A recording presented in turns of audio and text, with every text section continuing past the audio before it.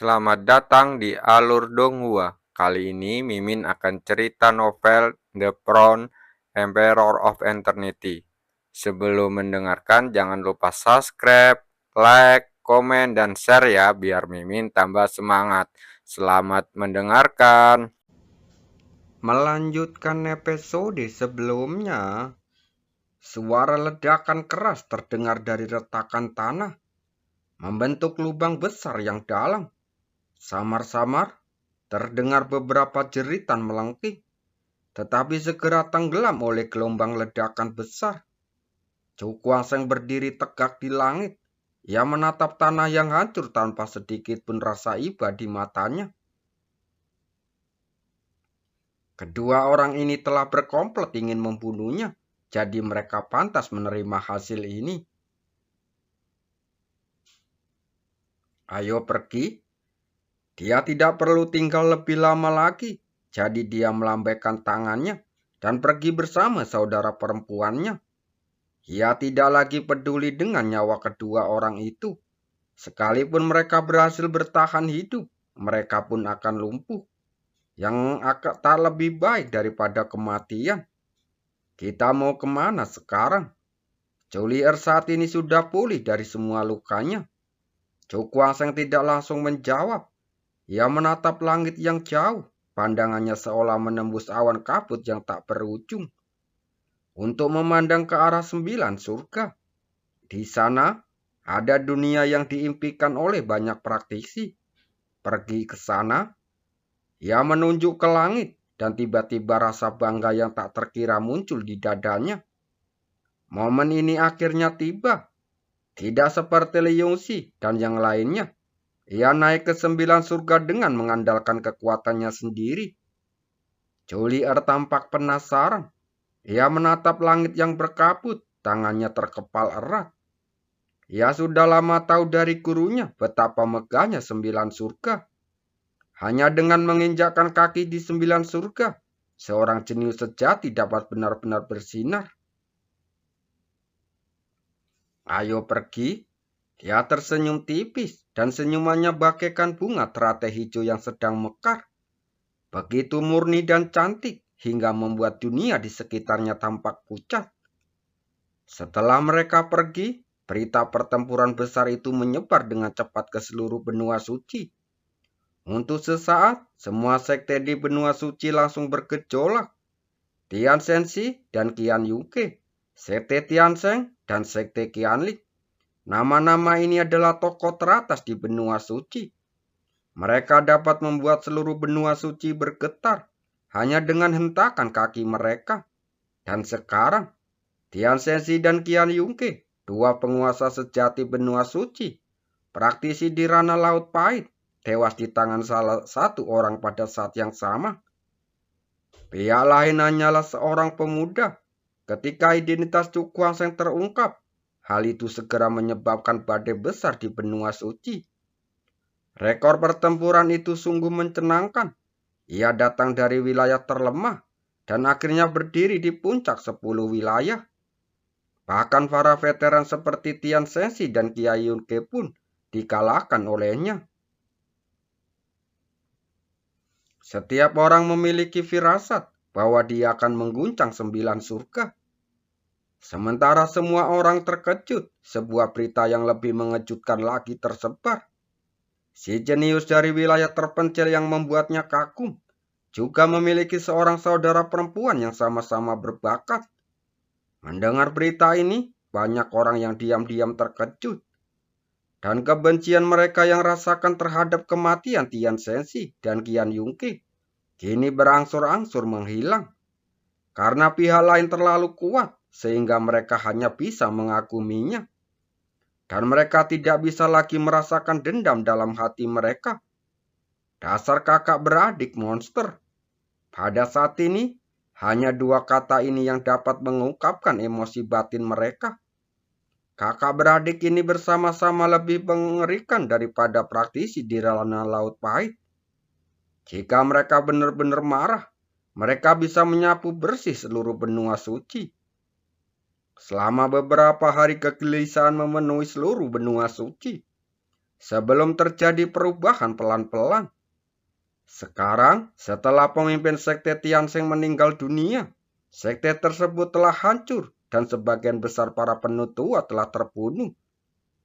Sekte Tiansheng telah mendominasi benua suci selama ratusan tahun.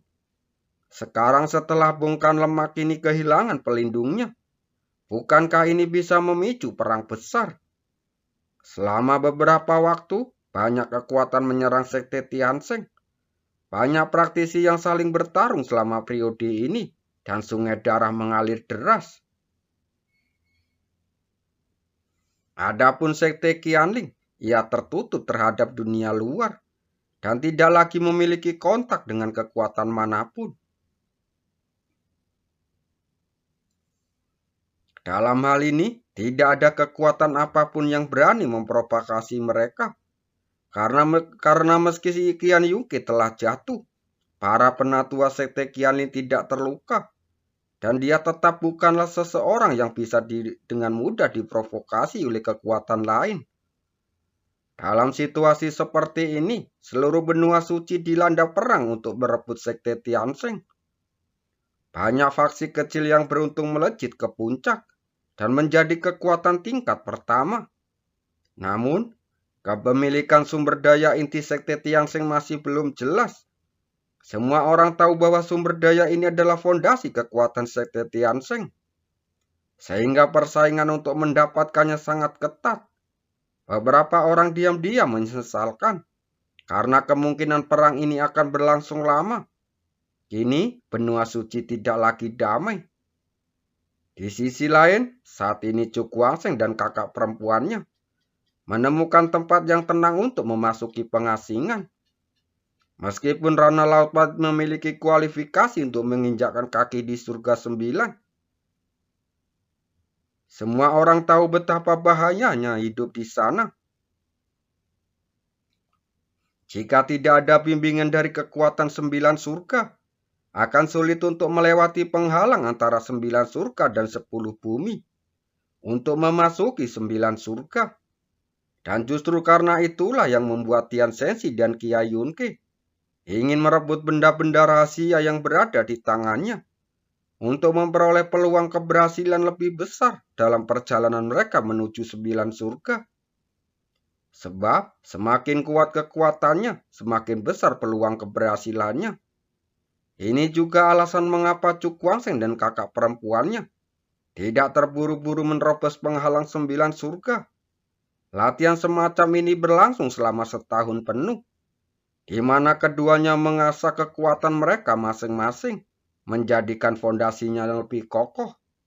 1 tahun kemudian, tiba-tiba, suara kekuatan yang mengerikan menyebar, langsung menyelimuti seluruh lembah. Aura yang sangat menakjubkan turun. 2 sosok, seorang pria dan seorang wanita, terbang keluar dari lembah dan muncul tinggi di langit. Saat ini, mereka melihat pilar cahaya turun dari awan, membawa aura yang tak terbatas. Apakah momen ini akhirnya tiba? Gumam Chu Guangsheng dengan kegembiraan terpancar di matanya. Dia telah menunggu lama untuk hari ini. Aku masih ingat, beberapa tahun yang lalu seorang pemuda berperang melawan Kaisar Naga, keluar dari kota Qing yang kecil di wilayah terpencil, dan memasuki tanah terlantar, tempat para jenius yang tak terhitung jumlahnya untuk berkumpul. Setelah itu, dia memenangkan tempat pertama dalam pertempuran tangga, kemudian menggulingkan istana dewa dan iblis, dan membalas dendam di kehidupan sebelumnya. Kini, anak muda ini telah benar-benar dewasa. Bahkan benua suci yang dikenal sebagai pemimpin 10 wilayah tak mampu menahannya. Nama pembelakang pemuda ini adalah Chu, namanya adalah Guangsheng. Chu Guangsheng. Di tengah langit dan bumi yang luas, seberkas cahaya turun dari 9 surga, membawa aura tekanan tak terbatas, langsung menyebar ke dunia ini. Chu Guangsheng dan kakaknya berdiri dalam sinar cahaya, dengan kekuatan dahsyat terpancar dari tubuh mereka. langsung berubah menjadi dua dunia kecil yang mengambang di belakang mereka. Pilar cahaya ini terhubung dengan gerbang 9 surga. Jika seseorang ingin naik ke 9 surga, ia harus melewati gerbang 9 surga untuk benar-benar memasuki wilayah 9 surga. Ayo pergi. Chu Kuang-Seng dan Chu Li'er saling berpandangan. Keduanya tersenyum tipis dengan kegembiraan di mata mereka. Saat berikutnya, keduanya menutup mata mereka secara bersamaan. Masih tertarik oleh sorotan cahaya dan dengan cepat bergegas menuju langit. Adegan ini juga menggemparkan seluruh benua suci. Tidak peduli seberapa jauh jaraknya, semua orang bisa melihat pilar cahaya yang membentang di langit. Aura yang tak terbatas menyelimuti seluruh benua suci. Di bawah tekanan aura itu, semua orang merasakan aliran kekuatan di dalam tubuh mereka mulai melambat. Kaki mereka langsung gemetar dan mereka merasakan dorongan untuk berlutut di hadapan pilar cahaya itu. Apakah itu mereka berdua? Banyak orang bergumam dalam hati. Selama beberapa ratus tahun terakhir, tak seorang pun dari benua suci yang mampu mengaktifkan gerbang 9 surga untuk memasuki 9 surga. Dan sekarang, sepasang saudara kandung dari wilayah terpencil ini telah mencapainya. Pada saat ini, sebekas cahaya bergetar dan seluruh dunia mulai berguncang. Chu Kuang-Seng dan kakaknya terbungkus dalam kekuatan tak terlihat dan dengan cepat bergegas menuju gerbang 9 surga. Kecepatannya tampak seperti teleportasi dengan cepat menghilang. Seiring menghilangnya kedua sosok itu, kolom cahaya pun ikut menghilang sepenuhnya. Tekanan mengerikan yang menyelimuti dunia ini perlahan menghilang. Setelah waktu yang cukup lama, semua orang tiba-tiba kembali sadar. Pakaian mereka basah kuyup dan rasa takjub yang mendalam memenuhi hati mereka. Kedua orang itu telah memasuki gerbang 9 surga yang legendaris. Di gerbang 9 surga, ini adalah tempat gelap gulita, membuat Chu Kuang-Seng dan kakaknya merasa tertekan. Pada saat ini, ruang itu beriak bagaikan gelombang air, dan cahaya memancar keluar darinya, terjalin menjadi dua sosok di ruang gelap. Kedua orang ini adalah Chu Kuang-Seng dan kakak perempuannya. Ini dia. Begitu tiba di ruang yang kacau ini, Chu Kuang-Seng mengamati lingkungan gelap di sekitarnya. Untuk sesaat, kepalanya terasa sedikit pusing. Namun tak lama kemudian, ia segera melihat ke arah depan. Di sana, sinar cahaya melesat keluar, lalu berubah menjadi gerbang besar menuju 9 surga. Gerbang 9 surga. Chu Kuang-Seng menatap gerbang besar itu, dan kegembiraan melonjak di hatinya. Dia akhirnya sampai gerbang 9 surga. Ini juga berarti ia hanya berjarak satu pintu dari 9 surga. Selama ia melewati gerbang 9 surga ini, ia akan memasuki dunia yang benar-benar baru. Saat itu, elang akan mengembangkan sayapnya untuk terbang ke langit. Kakak, akhirnya tiba saatnya. Chu Kuang-Seng menoleh ke arah Chu Li'er saat berkata perlahan. Chu Li'er pun mengangguk pelan. Wajahnya yang cantik juga dipenuhi kegembiraan. Pintu ini entah berapa banyak orang yang merindukannya. Namun sekarang dia muncul di sini. Untuk sesaat, kedua kebingungan saat berdiri di tempat yang kacau ini. Di kejauhan, terbang 9 surga yang besar berdiri di tengah ruang yang kacau. Dan cahaya yang menyilaukan terpancar darinya, menerangi seluruh ruang tersebut. Pada saat ini, Chu Kuang-Seng dan Chu Li'er saling berpandangan, dan tanpa ragu mereka menghentakkan kaki ke tanah untuk bergegas keluar, langsung menuju gerbang 9 surga. Kali ini mereka akan mencobanya. Bisakah gerbang 9 surga ini menghentikan mereka? Saat keduanya memasuki gerbang 9 surga, Seluruh 9 surga merasakan langsung membuat heboh 9 surga. Lagi pula, selama bertahun-tahun, hanya segelintir orang yang berhasil menembus gerbang 9 surga dengan kekuatan mereka sendiri. Bahkan setelah memasuki 9 surga, orang-orang ini semuanya adalah jenius luar biasa yang menonjol dari yang lain. Wilayah es dan salju. Ini adalah dunia es dan salju, dipenuhi aura dingin yang ekstrim. Puncak-puncak seputih salju menjulang tinggi, membentuk barisan pegunungan luas yang membentang 10.000 mil. Dan inilah markas sekte dewa es dan salju. Saat ini, di tengah pegunungan dewa es, sebuah istana besar berdiri tegak. Seluruh istana berwarna biru es, memancarkan udara dingin yang membeku. Istana ini disebut Istana Dewa Salju, dan di sanalah pegunungan Dewa Salju tinggal. Praktisi biasa di ranah Laut Pahit tidak akan berani menginjakkan kaki di sini. Sekarang, jauh di dalam istana, di atas singgasana es yang terbuat dari es dan salju, seorang pria berjubah biru es duduk sambil memejamkan mata. Pria itu berwajah anggun, tetapi alisnya setajam pedang es.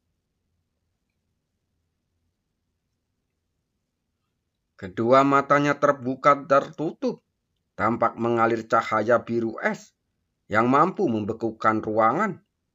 Pada saat ini, dia tampak merasakan sesuatu, dan tatapannya beralih saat menatap ke kehampaan yang jauh. Setelah sekian lama, dia menarik kembali pandangannya. Ekspresi terkejut muncul di wajahnya.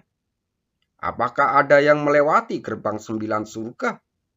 Sepertinya ada 2 orang. Kejutan sekali. Pria itu tersenyum tipis dengan lekukan samar di wajahnya. Saat berikutnya, dia melihat ke bawah dan sesosok muncul entah dari mana. Pendatang baru itu mengenakan baju jira es, berlutut dengan satu kaki. Aura yang terpancar dari tubuhnya begitu kuat, sehingga membuat ruang di sekitarnya seakan hancur berkeping-keping. Periksa siapa yang memasuki gerbang 9 surga.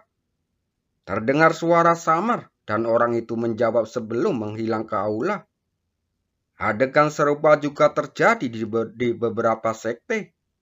Satu demi satu, para tokoh menerima perintah dan pergi ke gerbang 9 surga untuk menyelidiki.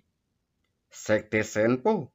Di dalam istana hitam, suara kejutan samar-samar bergema di seluruh dunia.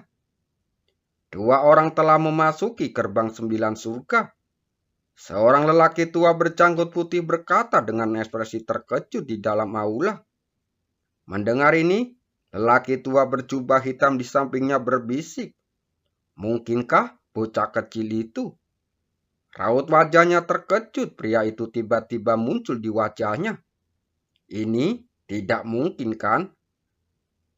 Baru setahun lebih sedikit sejak berakhirnya pertempuran tangga surgawi. Bagaimana orang itu bisa menerobos ke ranah Laut Pahit dalam waktu sesingkat itu? Mungkin itu benar, kata lelaki tua berjubah hitam itu sambil tersenyum tipis. Orang tua itu tampak teringat sesuatu dan sedikit keraguan melintas di matanya. Kalau anak itu benar-benar masuk ke gerbang 9 surga, lalu siapa orang satunya? Seseorang kemari. Ada apa, tetua? Pergilah ke gerbang 9 surga dan periksa siapa yang memasukinya. Ya, sesosok makhluk muncul dari langit di atas kuil dan langsung menuju gerbang 9 surga. Terima kasih.